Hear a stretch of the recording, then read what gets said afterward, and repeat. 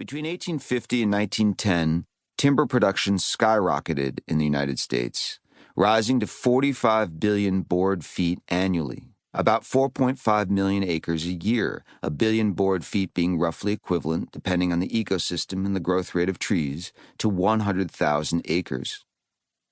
In New York, the rate of destruction was such that the state government declared off-limits vast portions of the Catskill and Adirondack Mountains, already horribly scarred, their old-growth forests largely gone.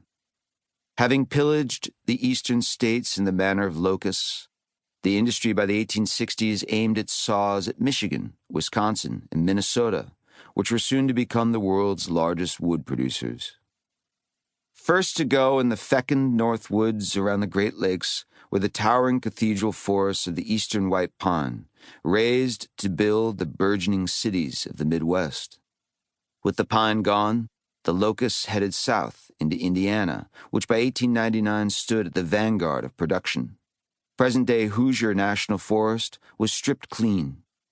Onward to the southern Appalachians they went, with production of Southland timber peaking quickly and dropping 40% between 1945 and 1970.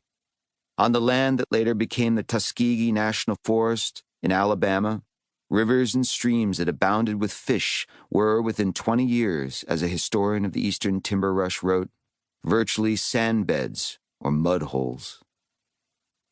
It is almost unbearable to meditate on the losses, never to return in my lifetime or that of my children or their children. These were forests of soaring height in ancient age, comparable in size and grandeur to the sequoias and the redwoods.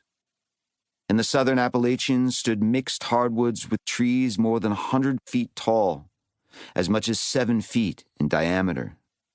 In North Carolina, in the coves below Mount Mitchell, surveyors found oaks, hickories, maples, chestnuts, and tulip poplars large enough to be suggestive of the giant trees on the Pacific coast.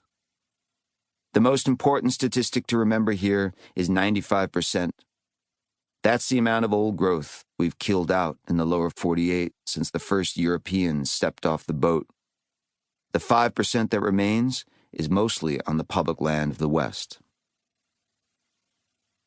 Following the housing boom after World War II and the surge of demand for wood products, the timber industry at last turned its attention to the Forest Service, which ably served as business manager, descending into a frenzy of logging on the national forests. Between 1940 and 1987, the annual average timber harvest in the public domain went from 0.74 billion board feet to 12.7 billion board feet, an increase of 1,700%. By 1989, the Forest Service bragged that it had been felling more than 1 million acres of forest annually, with road construction having proceeded at the rate of as much as 10,000 miles a year. Those are glory days for the service under the Reaganite regime of deregulation and plunder, and production never reached higher numbers. Environmental law and lawsuits caught up with the agency in the 1990s. Citizens who were increasingly worried over the fate of endangered species stood horrified at the brutish practices of industry.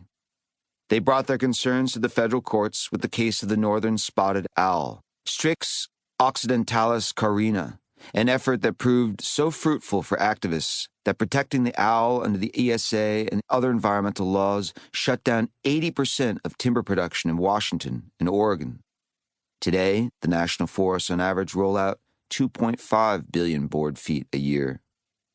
The preferred method of logging is, and always has been, the clear cut, as it's cheap and efficient, the industry standard for removing all marketable trees from a stand at the least cost. Clear cutting is a strip mining of the woods. It is catastrophic for wildlife, as obviously the tree habitat is gone, and for soil, which can erode terribly if conditions are right.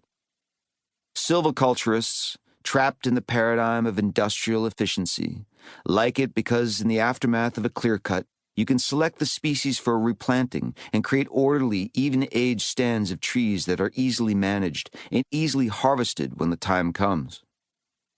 What foresters do not like, what they loathe and fear, is fire. From 1905 on...